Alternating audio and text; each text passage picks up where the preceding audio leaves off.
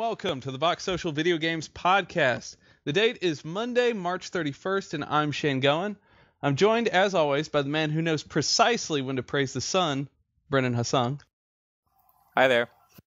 We're also flanked by a man who has traveled 500 miles to bring you his seed, Caleb Dodge. Hello! And we're here to talk about video games. I wanted to add I'm also grossly incandescent like them as well. And my feet are sore.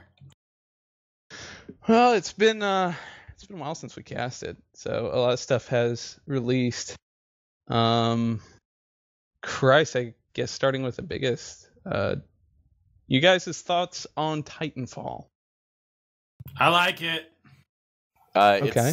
It's exactly the shooter that I've wanted for probably the last, I don't know, probably 6 years. Really, yeah, probably for 6 years. I don't know if I could go any shorter or longer than that. I mean, I feel like it's, in terms of speed, it kind of feels almost like a successor to an Unreal Tournament, even though the shooting is not at all similar. But this, like, Unreal Tournament 3 didn't exactly do it for me, for, like, the high-speed arena-style shooting. No, it's because they gave you a hoverboard. Yeah, it was just slow more issues than and that, weird. but I really hated that hoverboard.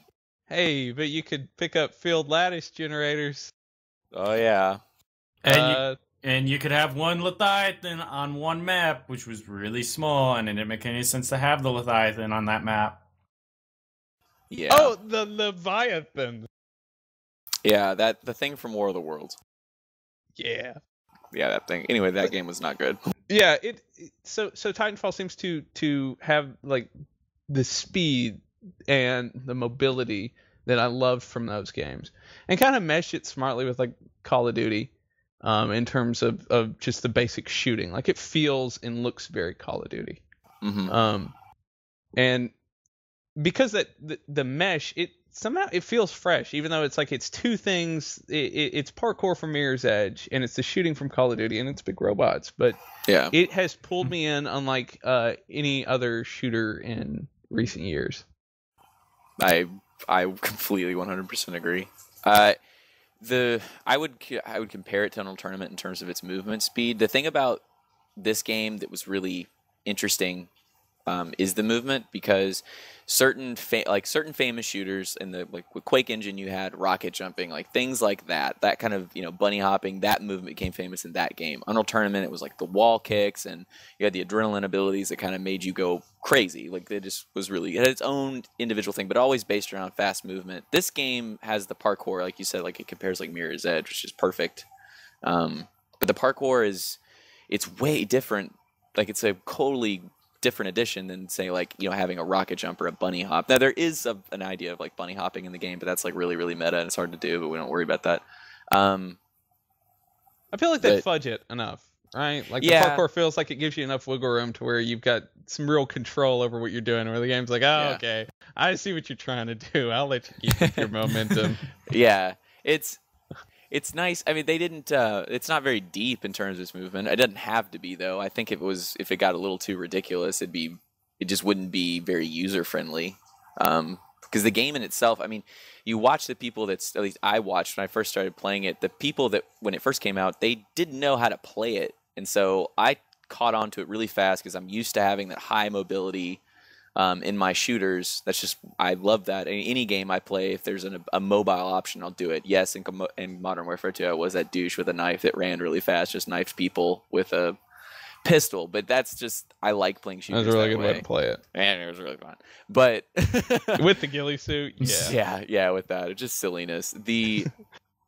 But a lot of people when they first started playing it, they stuck to the ground floor and they would just get mopped up, just completely mopped up. Like grunts would kill them, Titans would destroy them, and then other players who were at higher vantage points would pick them off. So it definitely, when people first started playing, it's different now because people have become accustomed to it. But when it first came out, like you could tell just by the way people were playing it that it was different and is different. Even though its differences really aren't that extreme. Really, the extremeness is the Titans. I think it's more of just we haven't had more of an arcadier style like shooter, because this game is more of a blend of the modern arcade shooter, aka Modern Warfare and Call of Duty now, and then with something like maybe like a Quake 3 or a Unreal 2K4 or something like that, in which you have that mobility, and it adds the parkour to add more of the crazy, more like hops and like rocket jumps like you were talking about before. But a lot of people that are jumping into Titanfall, all they hear is, oh, Respawn, the guys who did Call of Duty. I like me some Call of Duty. I'm going to play this. So a lot more people are getting into the shooter, and we have people like us who have grown up or played arcade shooters like crazy. I think I have well over probably 1,000 hours in the original Unreal Tournament, who are used to being able to take advantage of certain movement techniques within a game.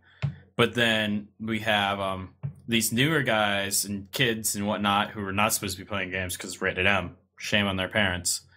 But they come in and they don't understand or get that kind of movement style at all. It's like, I can jump up there and go here. Instead, they're walking around like a grunt, and then they have to go onto the subreddit for, when you get killed by a grunt. You got to talk out your problems.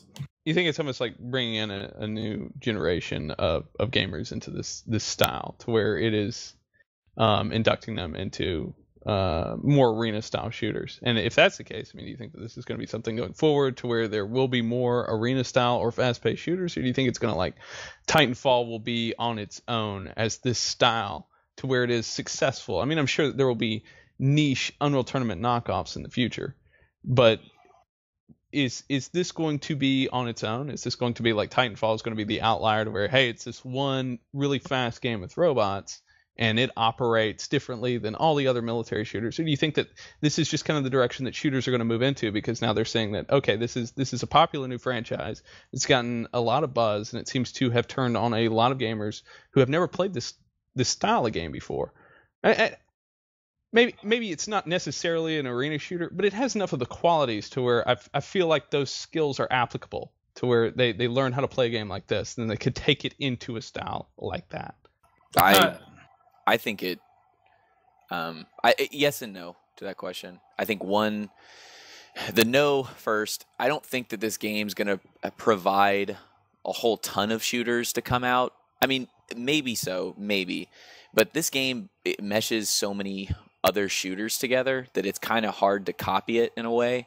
I think that we already have like frenetic shooters out there. They did change, like there's like, originally it started with Quake, Unreal Tournament, and it moved on to fast forwarding to Call of Duty, where it became, it's a Twitch based market in shooters in these games. I don't think that many people will be able to provide something that's as different beyond this game.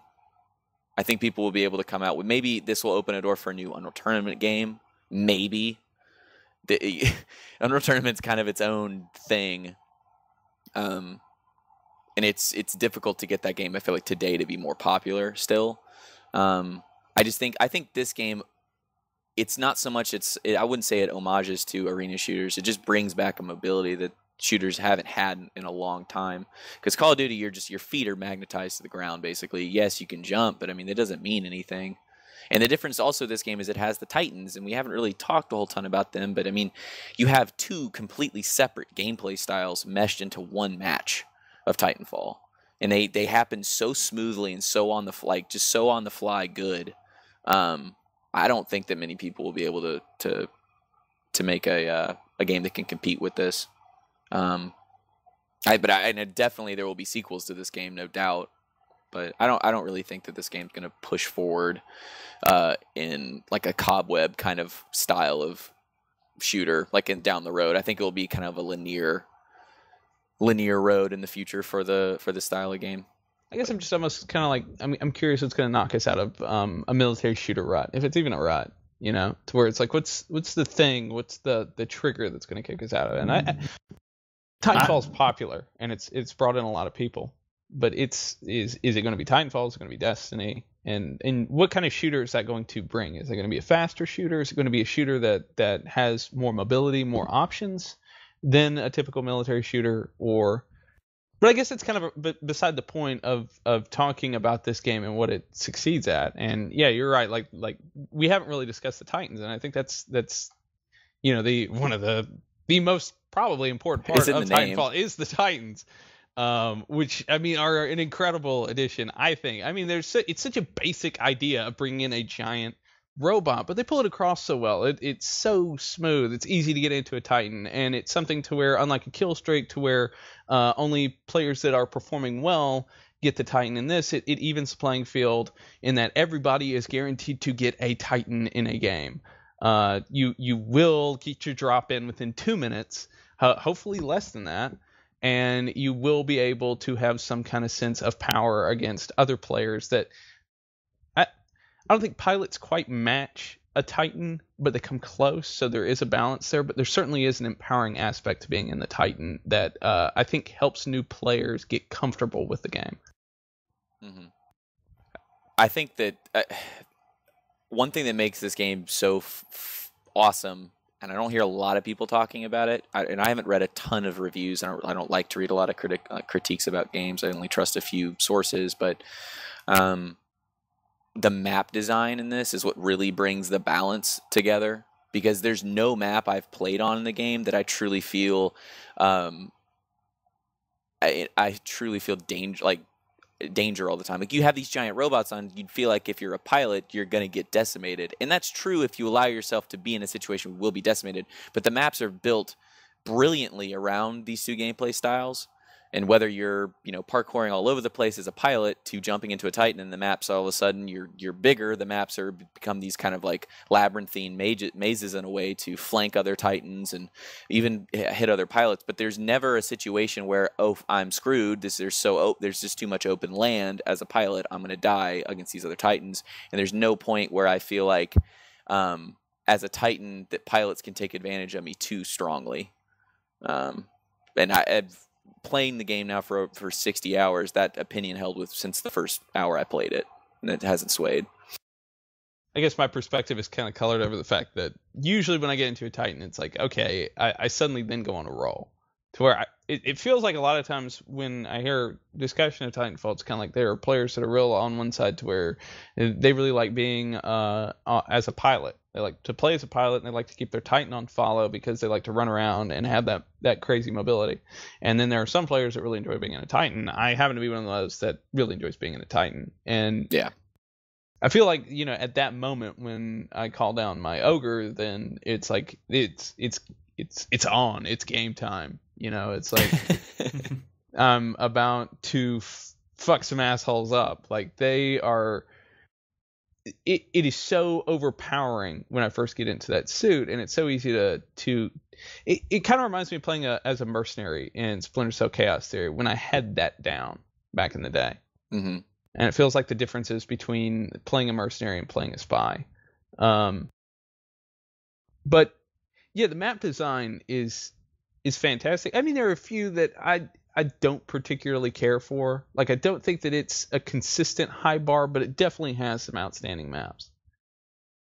I don't see, that's weird because I'm on the other spectrum. I actually like playing the pilot more than being on the ground instead of being the Titan.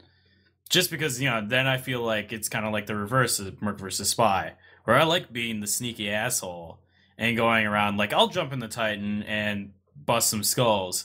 But whenever I'm out on ground, just on land, I get more Titan kills just being on foot than I do in the Titans.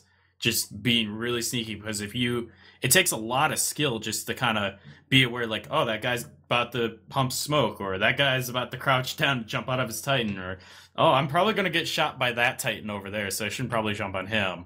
And it takes a lot of distraction and moving around, and it's, I don't know, and being able to fly up in the air after, like, doing another Titan is pretty sweet. And then shooting the pilot as you're both being ejected super high up in the air, too.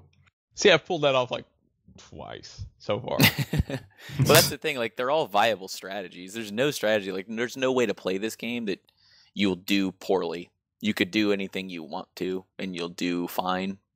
They've littered the maps with AI grunt bots that some people like to complain they're too stupid. I'm like, well, honestly, I don't want intelligent AI running around that will just kill me all the time. They're made to be there so you kill them and knock off the build time or your core charge time. And so, if you just want to be a pilot, run around, kill little grunts, you can do that. You want to be a pilot, primarily wants to get to a Titan and start wrecking face in a Titan, you can do that. And all of the viable strategies and ways to play all require, there's all a learning curve to them. All of them have a learning curve. I don't think there's a single playstyle in the game that doesn't have like this skill bar that you can ascend up.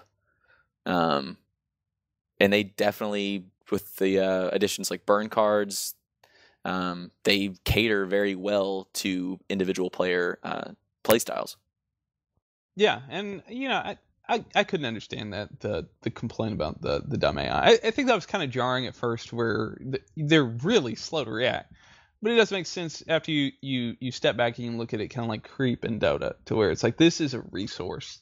Yes, they're there in order to direct players who don't have a good sense of direction or are new to shooters.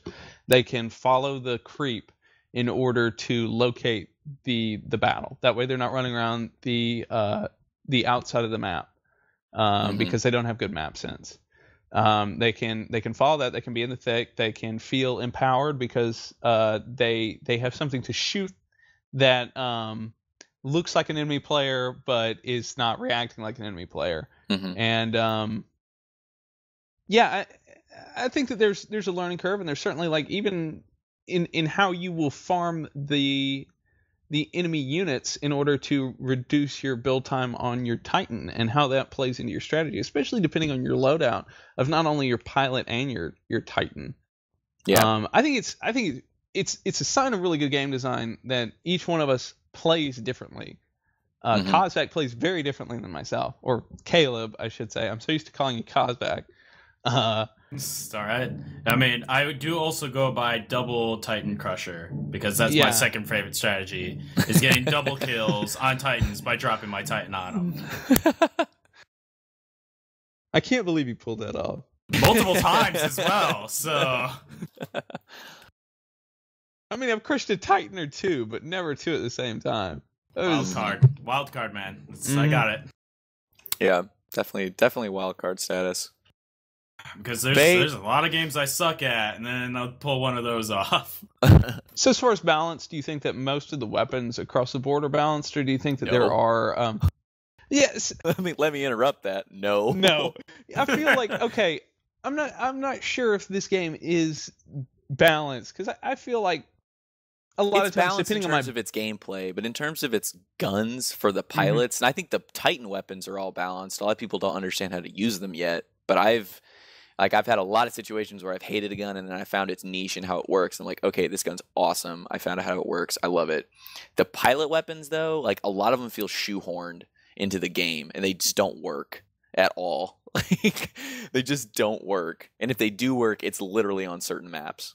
Okay, so for the Titan weapons, you're saying situational but balanced per situation. Yeah. Like, okay, there's not a single one of those I don't think is viable for certain game types. It's also, that's kind of the thing. It's that game, the weapons for them, for the Titans, are definitely situational. They are based on the type of game you are playing, and then it's situational and skill based. Some of them you can do in any game mode, but you have to be better with than the other players. But a lot of them, and there's only 6, so I think like all of them are really based around like gameplay. Like the triple threat, the grenade launcher, use that in hardpoint matches. Like, just pepper the zones. If someone's capping a hardpoint in capture the flag, you can use it there, and you can defend. Like, it's a really great defensive weapon. And then if you're playing Last Titan Standing, have a couple guys use the railgun. Use the railgun. It's like the sniper rifle. It's like the sniper's sniper rifle in Team Fortress. It charges up while you're scoping. It's a fantastic weapon. If you're playing Pilot Hunter, use a chain gun. Use the arc cannon. You'll just destroy every single thing you need to. Chain gun's fine in attrition mode too. I wouldn't use it in other modes besides Pilot Hunter and attrition. But I've fallen into almost a comfortable Titan build, but my pilot build will differ depending on the map. Sometimes. I mean, the assault rifle seems to be like so all-purpose that it's kind of like it is one size fits all. To where on every map, if I were to pick the default standard assault rifle with the right sight, I feel like I am operating at my peak. I haven't found a weapon yet that has supplanted that isn't a burn card weapon. Like, for every situation, I can handle a long range fight. I can handle a close range fight. I do all right against submachine guns and shotguns. I do all right against sniper rifles and DMRs. So I feel like I totally agree that like the Titan weapons are very balanced per situation. Well, I feel like the infantry weapons are a lot of them are really lacking. Like it's kind of bummed out when due to challenges in order to gen up that it's like I had to switch playstyles and use the shotgun, even though it is relatively effective, because I felt like they had already created the most efficient weapon, and that's the one that I started off with as a default build. And that's kind of weird. I don't know if you guys feel the same way, but it definitely felt that way to me. I think the genning is kind of the way they make you use certain guns to gen up. And for people that don't know what we say by gen up, we're shorthanding the word generations. That's their idea of prestiging in the game. And the way that they handle prestiging is you have to complete certain challenges per generation level, and challenges the same as they are in Call of Duty, to be able to move on to the next one. So some of the challenges require you to use certain weapons you probably would never touch in your day and life playing any shooter. But if you feel the need to, I'm not talk about that thing. But yeah, they kind of shoehorn it. I don't really like the idea of having to complete the challenges. It really only because they require you to play certain ways. I wish that they had challenges that were just kind of. It's kind of silly to say that you would get anything that's like tuned to the way you play the game, but I wish the challenges were more kind of like wild rather than weapon based. The only one that's kind of wild, which they're about to change, is killing pilots when they're ejecting out of their Titans. It's very hard to do. It was originally 50. They're about to change it to 5, but anyway. So the genning's kind of weird. But I really down from 50 to 5. To give you an example of how hard. Yeah, to give you an example of how hard that was, they chopped it down that much. Yeah, I played 60 hours, probably gotten 3 pilots, and I've tried. Believe me, I try to do it when I feel safe. They cloak, and I mean you can move. It's not like it's a straight vertical shot up. You can adjust the direction in which you're flying pretty quickly. Yeah, but the height that they gain when they eject and how badly you have to lead your shot with some of the weapons, it just gets silliness. It's just silliness. Anyway. Okay. Yeah. What do you think, man? I mean, do you feel like are you comfortable with other weapons? Like, do you feel like there's one that stands out more than like the default assault rifle, or do you think that they are balanced and I'm just not seeing it? To be honest, the assault rifle is probably like the best assault rifle I've ever used, like in a game, to be honest. I mean, I try not to use it as much as possible, but I have a build that, like, whenever I'm getting pissed off at a match, I switch to that immediately. I just kind of rape everything in the area. Like, I kind of handicap myself because I use the SMG so much, which is kind of really shitty SMG. If the default SMG? Yeah, the first SMG that you get. That is an unfortunate weapon. I mean, it would be better if they let you reload like a little faster. Then that gun would make a lot of sense. But I do get a lot of kills with it. That's more of like a spray and pray weapon. And you can't really modify it because all the modifiers are like, make it more inaccurate. And I'm like, why the fuck would I do that? Yeah, I feel like not only are the weapons not equal, which is something I didn't really necessarily feel like in the first Modern Warfare, or really most of the Call of Duties. I mean, there certainly were like top tier weapons, like the AK-74U in Black Ops is kind of like a good example where a lot of people kind of like felt comfortable with that weapon. But I feel like there's far less diversity here, and I'm also kind of like disappointed in the variety of the weapons at your disposal in Titanfall. Like you and the whole internet are disappointed by that. I mean, it's not a big deal. Like I'm alright. They're utilitarian, right? They are totally like the exact same weapons that you've seen in other games, but it's kind of disappointing when the Titans are so dynamic and they're so interesting to look at, and the Titan weapons can be pretty varied.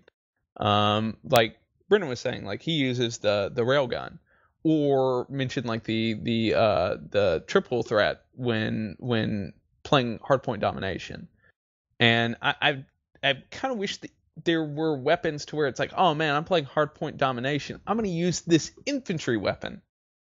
because that's really good for this game mode or really good for my particular playstyle. And it's kind of like no matter what, I'm always going to be most comfortable with the assault rifle unless I'm forced to use something else due to a challenge. Yeah, I mean, shotgun's kind of good for hardpoint, but then again, like, I keep hearing it's great people up say, close, yeah. I don't think it's a great shotgun. I have seen better shotguns in my days.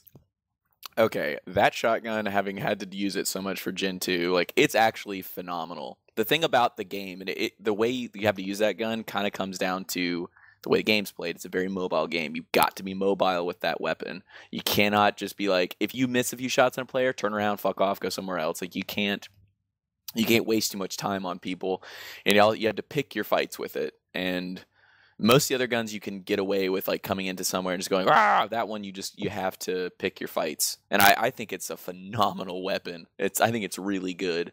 But some of the weapons get a little wild, and some of the game, like, we talk about the weapons and the mobility, and it's a very fast-paced game. Another aspect of the game that just to quickly segue away from the weapons, because we could talk forever about these, but that really, you have your shotguns, your sniper rifles, your SMGs, and your assault rifles. It's pretty much the spectrum. There's only like 12 guns.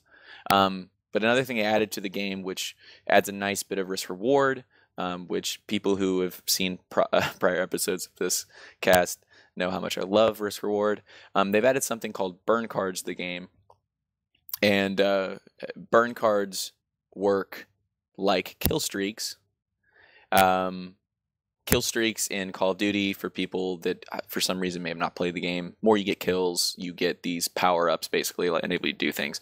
Titanfall, they will give you you equip 3 cards, and these cards will have very, very different effects. Some of them will pump your weapons up. So like we were just talking about the shotgun. The shotgun's burn card turns it into an automatic shotgun. Cool. And then there's another card, very cool. There's another card that will make your Titan's build time reduced by 80 seconds, or its core charge. Titans have special cores that allow them to do special things, and that's the same timer as a Titan build. Your build time for the Titan, so about 2 minutes. So you can reduce that time. And then another card will be like, hey, guess what? You will be able to see all the enemies on the map. The caveat to these things, they only work for that life. If you choose a card, spawn and then die, you've wasted the card. Too bad. So the burn cards become like very situational. You equip the ones you think you want to use per game type. There's a very wide variety of them. I think they're one of the coolest additions they have to the game. But I think it's a smart addition. And I think that, okay, it's kind of weird because you can get burn cards to where you can use a burn card before you very first spawn, and it'll be like, spawn in a Titan. And that dynamically changes a game, especially attrition, to where Titans can plow over enemy soldiers. Yeah, good point. Yeah, especially since you use a Strider. I mean, that's a hell of a start to a CTF game. Yeah. To be honest, I think I've only held on the one burn card active throughout one game, and that was the amped assault rifle. That's just because I never died with that thing in my hands.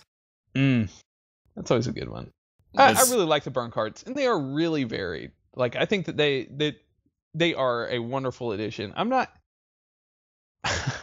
really sure like how they're going to continue with this in a sequel. Like, because I feel like they could get kind of out of control, right? Like, already I feel like the matches to where it's like I get an ogre out before everyone else, then it's like that's the game in the bag usually. Well, the thing of like it'll turn into like Modern Warfare 2 syndrome, where like Call of Duty Modern Warfare 1, you only have like 3 kill streaks. It was like, hey, you got the scan, the jet flyby, and then you got the helicopter. And then Modern Warfare 2 came out, and there was like 40 different kill streaks you could have. They ran the gamut from, hey, I'm gonna fly an AC-130 into the fight, or let's give you like in a further entry they give you like Juggernaut armor and shit. Like, it just got silly. So yeah, they definitely run a risk of making silly choices with a sequel, which has been confirmed that there will be a sequel.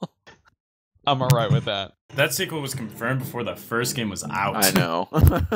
So what do you guys think about like not only the maps but the fact that it's all hosted on the Azure servers? Have you guys had any problems with that? And how do you guys feel about the separate maps? Do you guys like them all equally? Are there standouts? Or are there ones that you don't like? Well, I'm always a big fan of paying $60 for a game and then not being able to play it because Bill Gates spilt soup on the servers. I mean, it's the greatest feeling ever. Mm-hmm. I haven't had any problems with the servers, so I haven't either. Sorry, go ahead. I've had a couple of issues where I'll be like, I want to get on tonight, and I don't know, it must be the Kazi syndrome where I'll try to get on and then everything just fucking breaks. Oh, I remember that. That is okay. So there was one time, and it was the time when we were all going to play together, and you happened to hop on and destroy the Microsoft Azure network. Yeah, I remember that immediately. That happened 2 more times after that to me when I just I wanted to play by myself, and it's like Bill Gates walked in again, and he just had fucking chili this time. Oh, that silly old billionaire. It's in the process. We're gonna have to take a while before our cloud processing. You gotta keep him away from the chicken noodle soup. Yep. I mean, I'm never a fan of having to run on servers that are run by a company or having to go through an authentication program like, Blizzard's kind of thing to play StarCraft 2. It's always just an unnecessary DRM thing when the community will take care of itself and people are willing to run their own dedicated servers, but they claim that they have to have the Azure servers to run the AI in the cloud, which I think is complete horseshit. Because, absolutely. Yeah, they don't require that much processing power, and no, I mean they're dedicated servers for sure. That's all they are doing, and I think it's so that way they could just use matchmaking, as opposed to having a full server browser. They do. Another reason they have the servers is because they can pull updates into the servers without you needing to download anything. So all the parity updates for gameplay are just done automatically. You don't have to get disconnected; they just happen. That's a benefit, but I don't think that's something to where it's like they needed to build it from the ground up to only run Azure for that one. That's a nice benefit to having. Okay, we're just going to push this update live to all the servers, and that'll change weapon power or AI pathing or what have you. That being said, if they gave you that as a patch that downloaded through a client like Origin, not a huge difference. Especially for people that are running dedicated servers, then they could just put out, here's your dedicated server patch, and that has all that information, and it would allow people to host their own. I don't know how I feel about this. I'm all right with the matchmaking. I would also be all right with the server browser. I like it both ways. They also just recently updated the matchmaking, so it's a little better now, too, with matching players with... I don't think they added true skill, but to an extent of true skill. It works. I can say that. I've played it. It's only attrition right now because it's a beta for the style of matchmaking they're using for the skill, but it definitely works. I haven't had a match... when the game first came out, and it just still, actually, if you play any other playlist, you can end up in matches where you either get the shit stomped out of you, or you'll just clone the enemy team. And with this one, they were all extremely close matches, all of them within probably 25 to 30 points. Oh, that's awesome. They worked great. Now it takes a little while longer to find a team, but when they get you them, they will also mix up the teams in between matches. They'll drop a team completely if it gets completely stomped to give you a new one. They do a lot of things, it looks like, in the background to get it to work, and so far it works. Fantastic. That is fantastic. I'm always been one of those proponents where I'm like, I don't need no matchmaking in my PC game, but in an environment where, console shooters are the norm, you can't really have a server browser for people to scroll through on their controllers. So, and plus having that true skill kind of system implanted into a matchmaking is pretty useful. So as far as map designs are concerned, you guys like them, dislike them? I haven't played a map that I've disliked horrendously. Nice. You guys? The way I play TitanFall is I'm hugely mobile. So any map that enables me to be crazy mobile at all times is automatically my favorite. There are a few that allow you to do this. The number one for that is Colony. So for people that played the game, it's a little colony area, a little village, and so there's a ton of little buildings you can jump around. I love that one. Maps I don't like. There are a few maps that have obviously been made to play Last Titan Standing in. And like I said earlier, I don't really feel like any of the maps are horribly imbalanced to the point where a Titan will dominate all the time. But there are definitely times on that map where I feel like Titans have a better time, only because the areas where pilots can get into are smaller than the Titan sized, than like the Titan areas. It's harder. You have to be a little more thoughtful when maneuvering around on that map than some of the other ones. But that one's called Lagoon. But I think other than that, I think they're all just fantastic. Wait a minute. Honestly, I'm remembering a map that I kind of dislike. It's it's like the training grounds map where it's that was what really, I was going to mention. Yeah, like that one I think is just way too open. That's obviously made for Last Titan Standing. It's not like it'd be good for that mode, but not for like an actual like attrition map or anything like that. I've had a pretty good time with CTF on that map. I don't know. I feel like across the board that it didn't release with that many maps, and I think that the maps they did release with were pretty high quality. Like I'm really impressed. I think that like across the board, I like most of them for one game mode or another. Like Lagoon, for example, like that is for sure a map that I like a Titan heavy gameplay mode on. Like for Last Titan Standing, I think that's an outstanding map. For an attrition game, not so great. And the CTF matches on that map have been fair at best, but I think it's surprising that they covered all their bases, and each one is pretty memorable. So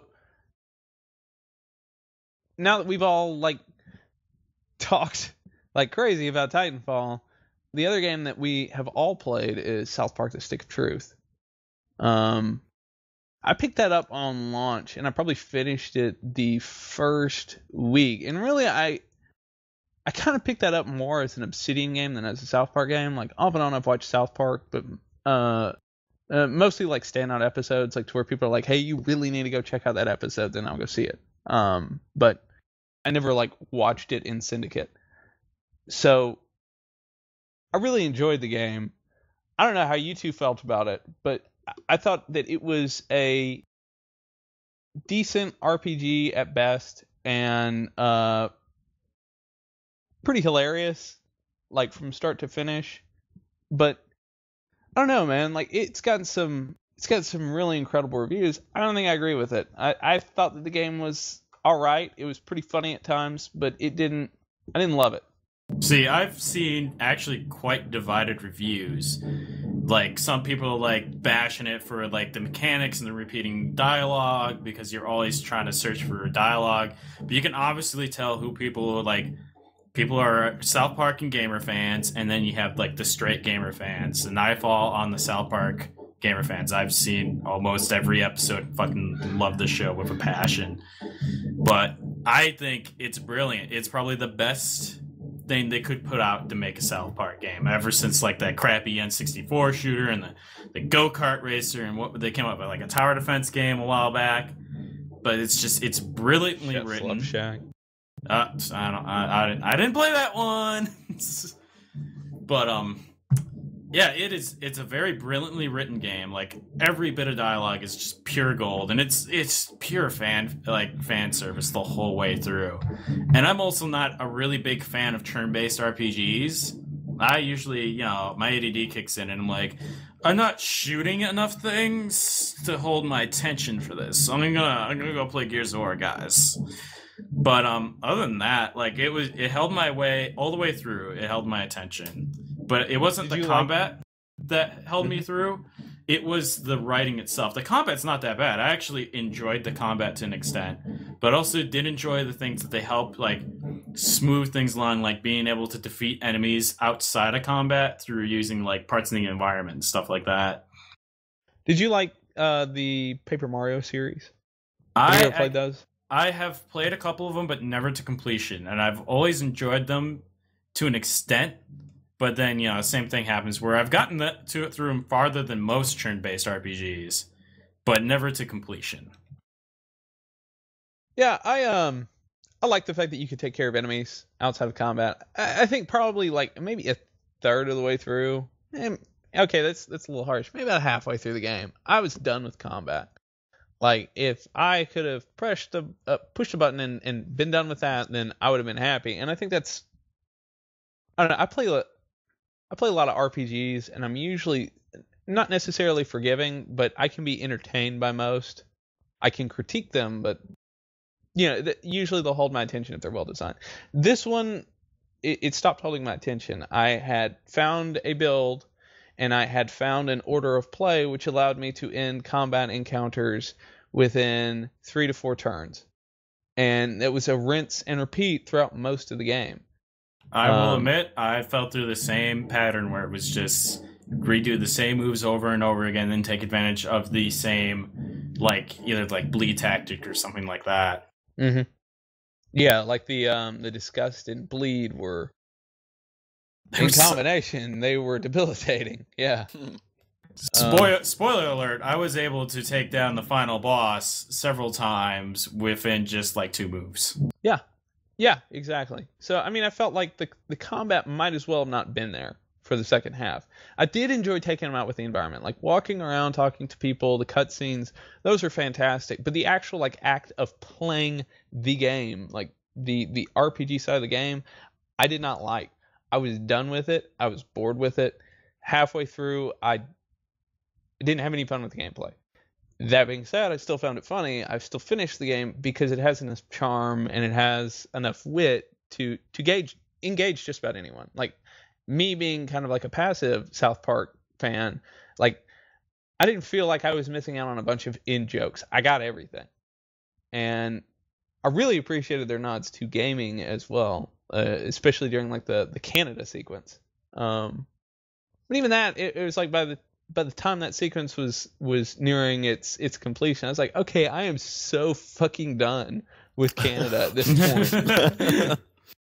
And I kind of felt like that throughout the entire game, to where it's like after the credits, they released DLC, probably not going to play it. I'm done with that game. They do not have DLC planned because Trey and Parker don't believe in the whole DLC thing. They think it's horse shit. So don't worry about that. No DLC is planned for South Park Stick of Truth. And the pre-order stuff, they didn't want to have in the beginning. So they were happy that actually got taken away when they got reacquired from Ubisoft. How about you, Brennan? What do you think of it? I thought it was the funniest game I've ever played, consistently funny. I'm not so much a diehard fan like Kozak is. I do watch that show when I can. When I want to. When I can watch anytime, but when I want to. I think that I agree with you in terms of the gameplay. That game got really kind of as it kind of went on, just because you're right. It becomes its fighting style and its RPG mechanics are very, very. You can take advantage of them. Just roughly take advantage of them. Just completely bend the game over. Bend the and mechanics just destroy over it. a bed. Have your way with them. Yeah, it's fun when you first figure it out. The figuring it out's kind of fun, but then you fight so many things that it quickly wears its welcome out. Like Kozak said, you can, or Caleb, sorry, when you can beat down the final bosses or any of the bosses without literally hurting them, because you can put the status effects and stack them the way you can with a certain Dance Dance Revolution, Guitar Hero, let's do a rhythm game in a combat system. When you have that kind of a rhythm happening to you and you play a game, it just becomes really boring. Nothing challenges that enemy-wise. And you kind of, it's very lightly glazed over Paper Mario, but the game does have a slight Paper Mario feel where attacks won't land if you don't time them properly. And when I was doing that, mastering that little side of it, which is not, I say mastering, I shouldn't have said that because it's really easy. Again, nothing challenges you. I mean, I think the only time I died in that game was during one boss. I think that was it, and he wasn't even he was a side quest boss. He was the only guy who was, destroy me. I don't want to spoil who that is for people who haven't played the game, because it's funny. But I think apart from the gameplay, I think that Matt and Trey, whatever they write, turns to gold is gold. I think it's the funniest game I have ever played. When I'm playing the game with friends and we're laughing so hard through some of the jokes that we're literally hurting, I know that I'm playing a funny game. Oh yeah, I had a friend who actually he's also a diehard South Park fan, and he played the game 3 times through each class. So he played the warrior, the thief, and the Jew all the way through to see if he could find anything different. And there's actually a couple of subtle things that change depending on the class or like what color your skin is, and there's a lot to it. I think one of the things that doesn't help the combat, well, it helps at first to keep some attention, is the DDR kind of like tactics. So when you have Jimmy has like a buff up move, then you have to like press a certain button coordination, basically a lot of the characters. And it's like, oh, that's pretty cool at first, but then at a certain point I was just like, I don't want to press these damn buttons anymore. I do the thing. Do the thing for me, please. Yeah, I think in isolation that a lot of the times the different characters that you can bring along and the way that they work mechanically is it's pretty smart. Like the whole game is put together well. Like it's dressed well. I just think that at its core, it's not something that I really wanted to engage with over the 12-hour runtime. It's something that I wanted to engage with for like 4 hours. And I didn't necessarily feel that way with Paper Mario, which is weird. I mean, it is in many ways as basic, but I felt like there was that the combat challenged me more in most of the Paper Mario games than it did in South Park. Yeah. South Park's just not that hard. Yeah, it doesn't really need to be that challenging, but to push back or to give me some kind of incentive to mix things up as opposed to just using Cartman's like super broad mega fart attack. To be honest, I didn't use Cartman till like the end of the game, like the last bit of the game. So I don't know, I had a little more challenge until like I found out that Cartman had the ultimate destroy everything move. Cartman wrecks motherfuckers. Yeah, he really does demolish everything in that game. So for people that are diehard fans of the show, I'd say pick it up. For people that are, really diehard RPG guys, if you pick it up, play it on the hardest difficulty. And for people that, you're casual gamers and you want to continue the South Park storyline because it is canon in their story, in their world, just, hey, it's worth it. But if you're not a diehard gamer, I don't know if I'd pick it up now. Canon. The rich canon. There is some continued lore and things that they touch on. It's funny. I say lore, but I mean, hey, they turn their town into an RPG, so lore, it works. Yeah, let's go with that. It's kind of the best part of the joke because every other person's like, "What the hell are you doing?" and they're completely in their world playing an RPG. I think if I had to put a fucking numerical score on it, which I just don't listen to me when I say it, but I'd probably put it like a 7. And the only reason I say like, that I give it that is because, hey, its gameplay doesn't hold up through, marathon playthroughs. It just doesn't. Yeah. You know what game has really good gameplay and holds you through it with good storyline and everything? Barely Let's See episode 2. Oh yeah. Nicely done. Thank you. Oh man, that was pretty good. It's a workshop. We're workshopping it. It'll get smoother. Yeah, we'll do it. No, it won't. We'll just get more drunker and sloppier as we do this. I'm okay with that. Yeah. So First Barrel off, at Sea. have we all beaten Barrel at Sea? Yeah. Okay. Have you? And we're not going to spoiler dump, right? No, we're not going to spoiler dump, but inevitably some things will be said, like one or two that might spoil something. Spoiler, guys! There's big daddies in the game. Shut the fuck up. So we're going to assume that you beat episode 1 if you're going to listen to us talk about episode 2. If not, you might want to skip the next 10 minutes of the podcast. Yeah, maybe we'll put an annotation or something. So Booker totally died. Yeah, he dies a lot. Yeah, he dies a lot. I thought that the twist at the end of episode 1 to where she was the femme fatale that was getting him killed was fantastic, and I thought them picking it up and continuing with Elizabeth was a brilliant decision. And dude, this DLC had me from that weird ass Disney start in Paris, France. I thought that was remarkable. It's like every like American's weird fucking daydream about visiting Paris. It was so strange. That child dancing with bread around the whatever it is. I can't remember what those are called, but he just dances around it, never stops. The You bird. just stare at him for like 5 minutes, never stops. Oh god, yeah, the birds, like Snow White's birds all of a sudden. It was odd. To be honest, I spent like 20 minutes in that segment just trying to find everything in there, just wandering around, because you can't really interact with anything. I was just trying to trigger shit. I thought she was actually in Paris, like in that, until like everyone started greeting her and saying her name. Like, okay, well, this isn't real. This is not real. How do you know? It was interesting. Yeah, maybe it's just another one of the alternate realities. That's true. She's seen all the doors. I thought it was interesting that they moved it to more of a stealth focus, and I think that they kind of succeeded. I mean, they fudge it, and that's how it works, is that the stealth system that you have to utilize throughout Bioshock Burial at Sea Episode 2 is... I mean, enemies can be looking almost directly at you and not see you. Yeah. You are given so much leeway to scoot around. They'll have that bar, that like attention bar, and that fills up. Slow as fuck. Still slow, even if they're facing you. Yeah. I ran up to so many people just to get that quick melee kill before the attention bar went all the way up so many times. Yeah, I had a lot of times to where it was like I was crouched behind cover and somebody would round the corner, and I was crouching there, and it's like they didn't detect me in that second as they rounded the corner, and that was enough for me to conk them over the head and knock them unconscious. It's interesting that they made it more audio based, to where it what you really need to look out for is what you're standing in, like sloshing through water or crushing glass beneath your feet.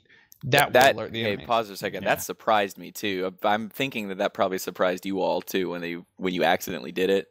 Did that happen to you? The first time, to where it was like, oh shit, yeah. Yeah, like I did not expect that to happen, because that doesn't happen in stealth games. I feel like, where they have more of a like this outside kind of force causing noise beyond like you dropping too hard or like walking too fast on ground, rather than you've walked over something and caused noise. I've never actually seen that happen in a stealth game personally, and maybe my stealth genre library is fuzzy, son. Might be a little fuzzy. But I don't remember that happening in stealth games I've played. So I thought that like completely took me by surprise. I'll admit there are some broken, overpowered weapons. That crossbow combined with you get like different like arrows, a la like Deus Ex, the original one, where you had like the certain weapon that had like the special ammo to it. But you could basically just do a bell arrow that would draw people to like wherever you fucking shot the arrow, and then you could drop a gas arrow and knock everyone out immediately. And the gas arrow knocks out everyone, even like the heavy padded guards that aren't supposed to be able to be taken out by normal tranq darts. And there was a segment in the game where I knocked out 12 people with one bell and one gas dart. Nice. Yep. I feel like they almost had to, right? Because Elizabeth is so terrible in combat that they have to give you some kind of way to surmount that obstacle and make it frustration free, because it is going to be like a 4-hour DLC. So it's like there's not going to be that much of a learning curve. They're not going to like overdo it. So it's like I feel like the stealth, to where they fudge the stealth in order to make it approachable and entertaining and give you like a sense of power. Like you had mobility, even though you weren't like necessarily zipping from skyline to skyline. The weapons were fudged in the same way, to where it's kind of like, I could almost see them to where maybe conceptually they wouldn't have had the tranq crossbow work if you shot them when they were alerted to you. But I think they decided to let you do that anyway because it helped the flow of the experience. Like I feel like if they hadn't done that, then the DLC would be noticeably worse and more frustrating. I agree. Yeah. Also, the Bioshock series is more based on its story. And the story that they wanted to tell with this final part of the DLC is so fan servicey and so much more the obvious, reason that you would play it, that if they made it, like you said, if they made it somewhat frustrating, it would really hamper that flow. Yeah, I thought it resolved well. It totally is. It is exactly what I thought it would be. It's like I saw that ending coming. I still enjoyed the way that they presented it. Like it was well done. It was well paced. I liked playing as Elizabeth. She continues to be a great character, and I like the interaction with characters from Rapture that you heard about either in audio logs like Suchong, or people that you directed with directly like Fontaine. So by the end of the DLC, as far as like what I spent $15 when it was on sale for that season's pass, that was an extremely high quality piece of downloadable content. Yes. And I think it was a fitting resolution to those two games. Plus, I have to put in this one little bit. Graphically, the main Bioshock Infinite, it's a good looking game. Could look better, but it's a good looking game. Burial at Sea Episode 2 uses phenomenal DirectX 11 tessellation work in the game. Like that scene when you're still in Paris and it starts raining, just how the water and everything looks and the brickwork on the walls and on the road, it's just so beautifully done. It is a gorgeous looking piece of software. And dense. Those environments remain thick with detail. Oh, yeah. There's not that many of them. Yeah, I'll contend. I still think that Rapture is the most well-realized video game world in history. I'm inclined to agree with you. I am too, myself. I've as soon as you enter Rapture, but you can't say, this is what happens to me. When I play Bioshock and I enter Rapture, immediately it's foreboding for me. I don't like it. Immediately being there is scary. It always has been. You're just there, that there's danger in that place. And they continue, I don't know how they do it so well, but they craft this area, this underwater city that is just immaculate in terms of its ability to make you a little bit wary of it. And I don't think any other game is able to put across that atmosphere that it wants to, as well as that one does. Well, so yeah, it's good. I think it's an easy recommend. If you own Bioshock Infinite, and if you have any memories of the original Bioshock, if you have any nostalgia for the first Bioshock, this will pay off that nostalgia in spades. I think that it is. I think it's fantastic. I loved it. It's easily up there as some of the best DLC I've ever played. I guess previously the DLC that I've really enjoyed has been Lair of the Shadow Broker was a big one for me with Mass Effect 2. Really, actually, some of the Mass Effect DLC has been pretty fantastic. So this is up there with that, except it's I don't know, a lot more polished than the Mass Effect 2 ones did. Yes. But I think that's just because Mass Effect 3 as a whole lacked polish. I think that series could use, each one of those games could have probably used another 6 more months in the oven, but they weren't going to get it. So speaking of broken stealth, since we last spoke, I finished Castlevania Lords of Shadow 2. What does that have to do with stealth? That has stealth sequences in it. Why? Why? It just does. And that stealth was super boring. I not as boring as Thief, which I also finished. Thief was really boring. But as a whole, that game probably would have done better without having this segment. Yeah. Overall, the first Castlevania Lords of Shadow seems to be a pretty dividing game. It is polarizing as hell. People like it or they don't like it. And I think that depends on when you came into the series. For most people, I know that a lot of people that start off with the NES games. I happen to start off with the NES games, but a lot of people that start off with the NES games, SNES games, or Symphony of the Night on PSX, that's the style they wanted. Was more of a 2D Metroid-like game. Some might even say a Metroidvania. And I think that this game attempts that in some ways, like lightly. It is still a character action game, the likes of God of War. And I think that parts of the game are not as well realized as others. Like, it is an uneven experience. Like, the first one, I'm not sure if it was like necessarily well paced, because I'll just say it wasn't well paced. But overall, talk about I really Lords of Shadow it. 1, like the very first one. But it was overall, a solid game. It was a solid game. Yeah, but it was a little long. It was a lot long. Yeah. I really did like the standout moments in that game. And this game is kind of the same way. It's shorter than the first Lords of Shadow. But the standout moments I really enjoyed. The combat is enjoyable.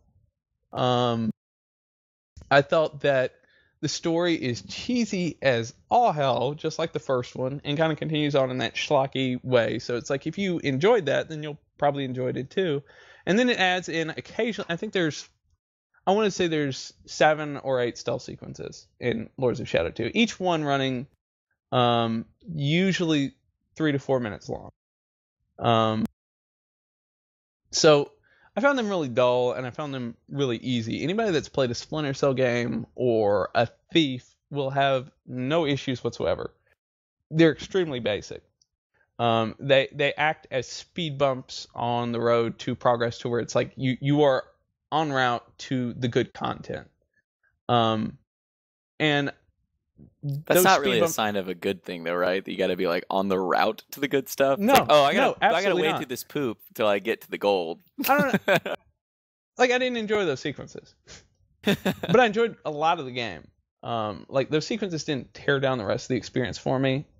They certainly didn't help. They detracted for sure. But I did enjoy the combat, and I did enjoy the boss fights an awful lot. So it was like that kind of stealth where it was really popular at like the end of like the PS2 era, going on to like last gen, where it was, we'll throw this stealth part in as padding because our game needs to be this long, which is the worst kind of stealth. Yes, that is exactly the kind of stealth that it is.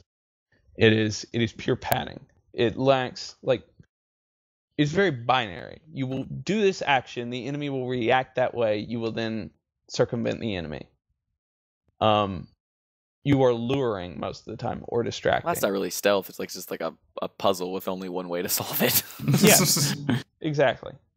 So I mean, I didn't hate the game at all. As a matter of fact, I kind of like the game. I have reservations about it. I think that the pacing could be better. But overall, I did enjoy the package. And I enjoyed it more than I think a lot of people have enjoyed it. It has gotten incredibly polarizing reviews. More so than the first Lords of Shadow, and probably deservedly. But I did enjoy it. I also finished the DLC that they released recently, which was a 2-hour chunk of gameplay. That in which you play a la carte, and it kind of fills in some of the story just prior to the events of Lords of Shadow 2. But overall, I think that most people, I don't know, I feel like I'm a weird outlier or something, because I sure as hell did enjoy this game, and it was an alright follow-up to the first one. Like, I wouldn't have wanted to miss it. It does have its flaws. It does have issues with pacing. I do not like the stealth sequences. I don't think games need to be padded. I would be okay with an 8-hour game with no padding as opposed to a 12-hour game that's got 4 hours of padding in it. And that's what a lot of the in-between areas of Lords of Shadow 2 feel like. But yeah, that was a game that I played. I also played Thief. That game was a piece of shit. I don't think anybody should play it. Yeah, okay. Yeah, let's not play that one. Well, to keep the conversation rolling, I have given a quick download and trying out Betrayer, a game that's been made by Black Powder Studios, aka Old School Monolith, the same team that worked on the original Fear and Fear 2. And Alien vs. Predator and No One Lives Forever. Thank you, Brennan. I think most of the members from that. I just had to point that out. I love those games. They are beautiful games, especially Alien vs. Predator. Oh my god, it's so awesome. So does Kate Archer make a cameo appearance? No, I'm sorry. There's actually no voiceover in that game. Like, no voiceovers. It is a strange beast of a game where it's weird how it starts out. There's no real voiceover. Everything's mostly text. It's this artistic, hard black and white contrast with like red. So think kind of like Sin City when you think about like the artistic style of this game. And you end up, it takes place in like early colonial like America. And I believe the description said in Virginia. And you end up, and you want to go and you want to help colonize the, America. But you end up going to these sports and you find out that everyone's dead. And you're like, where is everyone? And then like the only one living person that you can find that doesn't try to kill you right off the bat is this woman who can't remember who she is.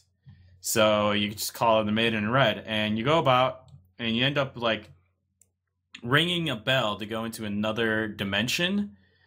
And it's like this kind of like weird, like pseudo, like afterlife thing you have to go through, and you help these spirits find out like who they are and how they died, and you find out what happens to all these people. And it's weird. It's like a mix of stealth with adventure, because you don't really want to take on the enemies in the game, which are like demonic Spaniards, which is weird to say. Okay, so it's weird because when you first said, "Hey, Shane, I'm playing Betrayer," I was like, "Oh, you're building the quaint township building simulator developed by one guy." And that is not that game. No, No, that is that's Spanish. called what's that? That's Spanish, yeah. Completely different game, but yeah, it's I don't know. Spanish, what? Yeah, they're demon Spanish. They're wearing all Spanish gear. All right. The game uses very heavy use of sound, since like the artistic style of looking at everything is black and white with red, which they utilize that very well, and it actually is gorgeous looking at a lot of the times, and it's using a very base Unreal 3 engine, I want to say, because it runs super smooth as well. And it uses sound to be like your waypoints. It uses sound to tell you that there's things nearby that you need to go to, because it doesn't have like a really big HUD system. It just tells you how much ammo you have for whatever you're holding, and your health, and how many like med packs you have, and that's it. And it has a compass on top. Sorry, there's a compass on top, but no actual waypoints. You use like a system where you have to listen to like a sound, and that kind of directs you using like stereo, like go this way or that way, and then you end up going to those areas. It's pretty interesting to do like a game that has that kind of navigation to it. I'm not like super far into it. I've gotten to like maybe like the third zone in it. So yeah, I mean the game's also built around like gigantic zones, kind of like how the new Dragon Age game is going to kind of be, where you have these large zones that you explore, and then you move on to the next zone. Okay, as so you you're explore. passing between like when you first told me about it, I thought of it almost like Far Cry 3. So it'd be like, here's this open island or open chunk of Virginia in this case. So it is to where it's like you do hit a zone line and you do pass into a different map. Is it gated? Like, is like one map? Is that like this is area 1 for chapter 1, and then this zone is for chapter 2, or is it like open in a sense to where it's like you are free to go to each one of those, and each one of those is viable? The first zone does tie into like the second zone, and that is gated off. You kind of have to do the stuff, but you can always just kind of go and like fuck up the guys that are guarding that gate, and it'll open up and you can just walk right through it. You can take on whatever objectives you want to do whenever you want to do. The game does not tell you what to do. Half the time I'm still looking around for a fucking shovel, to be honest, because there's these like dirt piles that you can get secret weapons from. He's like, you need to find a shovel if you want to dig those up, and I'm like, where do I find a shovel? And I just kind of wander around for a bit. So there's a general overall, like, you want to figure out what happens to all these people, but it doesn't tell you, like, you need to go do these things. It's like, you can go do these things. We're not going to tell you when or how or, you know, if you want to do them. You can just wander around a bit and, like, look at all the pretty black and white leaves and stuff like that. Is it explicit storytelling? Like, is somebody, even though it's no voice acting, is it to where somebody is telling you what has happened, or are you reading books, or is it something to where you absorb it atmospherically like a Dark Souls? You're picking it up through like scattered pages of like notes and stuff like that, and then these wraiths or ghosts that are telling you like what's kind of going on, and then you take those pieces and put them together. So it kind of leaves a somewhat vague, kind of like a Dark Souls, but not as vague as Dark Souls, where you can it constructs a story like kind of more than Dark Souls. So a little less is left to the imagination. Well, what do you think of it so far? I mean, like, it's too, since you haven't finished it, sounds so much weird. It's like, I can imagine you can give a score to, but it's like, what do you think? Do you like it so far? It's really interesting. I'm liking it so far. I'm not going to hold myself to this, but I'll try to get a review up sometime later this month on like the whole game as a whole. There's a lot of really neat little things too, like the stealth system. We got about 3.5 hours left in this month. All right. Next month then, in the Aprils. Really don't hold him to this month. That just might be a physical impossibility. When we actually put the podcast up. All right. But so there had to be a douchebag. That's all right. This is what we're here for. But there are neat little mechanics, like you can use the wind to cover up your footsteps, so you can sneak up on enemies. Just like, you ever watch like old samurai movies where they use the wind to like do the like a running like cut with a knife? You get a melee weapon that does a knife, and you can allow yourself to be carried with the wind. So you're like kind of close to an enemy, and then suddenly the wind picks up. You sprint for them, and then get that one hit kill with a sword. Which, I don't know, like that is my favorite thing to do in the game. Is just like kind of wait, kind of like a cool bush or like some tall grass, and then there's so much terrain plant life on the terrain itself that the wind really is emphasized when it's going about. So you see the wind moving, and it's just like, it looks really beautiful, like those old samurai movies where you just kind of run in, just and cut them and knock them down, and you take all the arrows and loot for yourself. And it also has like a system where if you have like, you start with really shitty weapons. So if you're using a bow and arrow, the Spaniard demons have like full armor on. So if you try to go for a headshot every once in a while, the arrow will just deflect off their helmets, and it'll give like a really loud, funny kind of clunk sound, and you're basically fucked, because then they're like, oh, there's someone around, and they'll like auto target you and start running after you and shooting you with flintlocks. Fun. It seems like the game's kind of comparable to like old school Myst or Riven in a way, with a first-person shooter element put into it. With murder. Yes, with murder.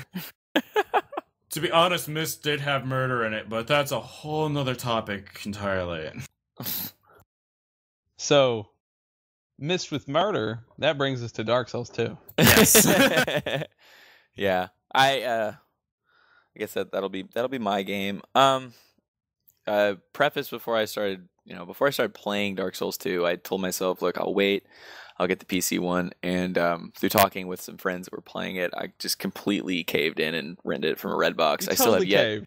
I did. I have yet to return this game. Also, I've beaten it, and I'm through starting New Game Plus, and I still have yet to return this game. But that kind of, before I say anything, it kind of goes to show it's a good game. I've been a fan of this game series from Software since Demon's Souls. Dark Souls is a spiritual successor to Demon's Souls, but they're all basically the same game. Upon turning the game on, I had still had fresh memories of Dark Souls, and from the very first starting zone, I was excited. I got going through it, and they do not lie when they started saying that this game's harder, because it did not take very long to start getting stomped on in this game. And I had beaten Dark Souls once, almost a second time, before I was like, okay, I'm going to take a break and stop playing it. And I felt pretty unstoppable at the time that I stopped playing Dark Souls. Dark Souls had, it's a brutally difficult game, but you could very much cheese a lot of the elements of Dark Souls, mainly with like backstabs, since you had that invincible backstab that would pretty much instant kill everything. And then the bow, you could just shoot guys from afar to kind of clear a room for you. They fixed that quickly. So upon going into the very first zone of the game, I probably died 5 times to the first room of enemies before I was able to take them out. They changed, mainly this has to do with the fact that I was playing the game like Dark Souls 1.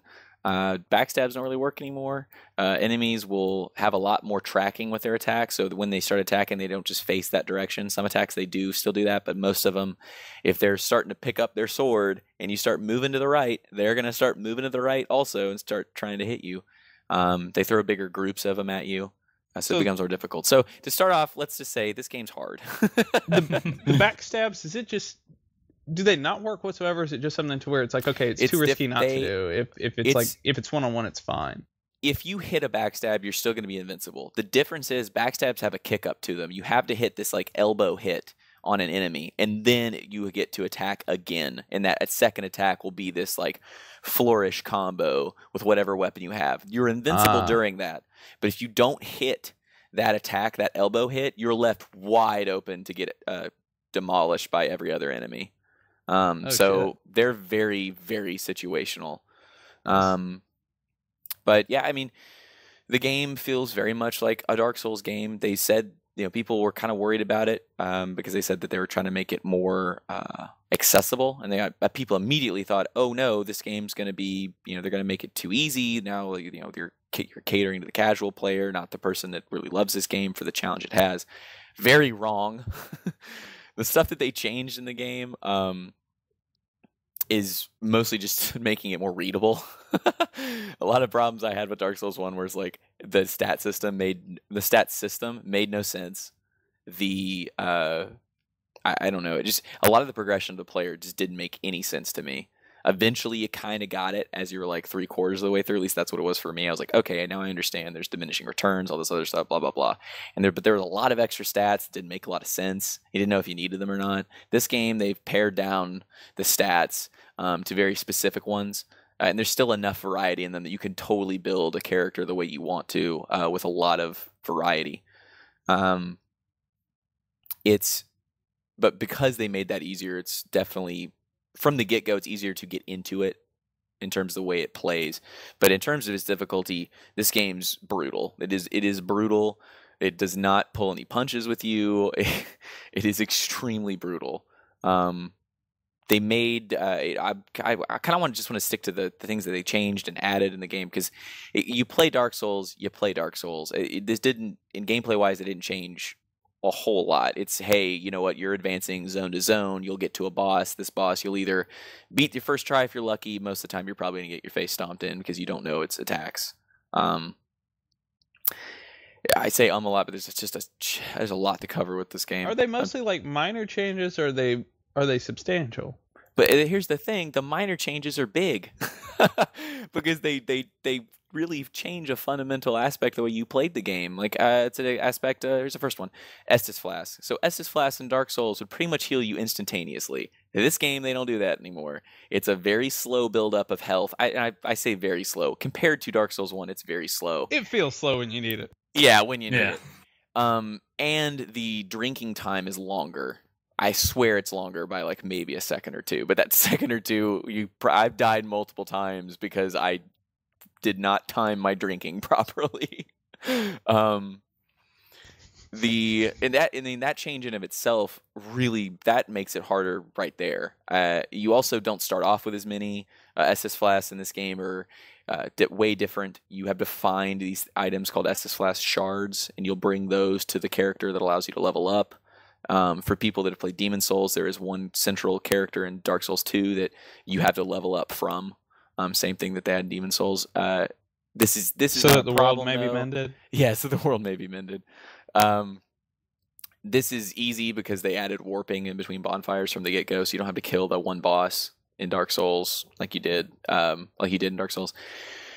And so the Estus Flask, that's one giant change. You start off with 1, and you don't start out with 5. I think it was 5 or 4. They don't heal as much, and so you rely more on your other healing items, which they added quite a few. But the problem is with that, you will run out of the healing items quickly if you don't play smartly. Are they the And grasses from Demon Souls? no, they're not grasses. They're called life gems. There's certain tiers of them. They refill your health slower than an Estus Flask does, but they're faster to use, and you can move slightly when using them. Since you're not drinking anything, it just cracks the stone. You can walk around and you're doing it. Notice I say walk, though. You can't run, so you still have to be intelligent with it or you're going to get killed. The healing's different. The fighting's different. The way you move throughout the world is different. That's my only caveat with Dark Souls 2 so far, is that I don't like its world design. Dark Souls 1 was this immaculate world they put together that really felt like it was made first, and then they're like, hey, we're going to figure out how you're going to play in it. Dark Souls 2 is the best way I can describe it. You put your hand flat on the ground. The palm, the base area where your wrist meets your hand, that's the main point of the game. That is your hub. And then you stretch outward along your 5 fingers to your worlds. So you advance in this linear fashion throughout the worlds. Now, I think that they're very well designed, these worlds. They just don't flow together because they're obviously separate from this one, from the palm of your hand. So area to area, like take a slice like Sin's Fortress or On Orlando. How does that stack up to areas in Dark Souls 2 in terms of like level design? I don't think they do stack up. I think that I when I say that, please don't, like, people listening, look, I hold Dark Souls in very high regard with its level design in terms of its art style. I think this game has an amazing art style still. I think that its worlds are still very well designed, but if you had to look at post games, the prior release being Dark Souls, and you look at this one, it's really difficult to compare them fairly. Dark Souls just did it better. Dark Souls 1 did. Well, Dark it Souls seems 2 kind of like... Dark Souls 2, it's very individual because you're advancing linearly down these tunnels, basically. Yeah, it feels like almost a Demon Souls 2 in a way. Yeah. So I wonder if it's more of an apt comparison to compare it to the original Demon Souls. Well, the difference about Demon Souls was Demon Souls, it was a specific zone. Mm-hmm. That was a constant theme throughout each individual tier of that zone. Its main idea, like you had the castle, that one you started out at the front of the castle and you moved to the core central part of the castle. And then, like, you had the mines, you go deeper and deeper down through the mines in the second one.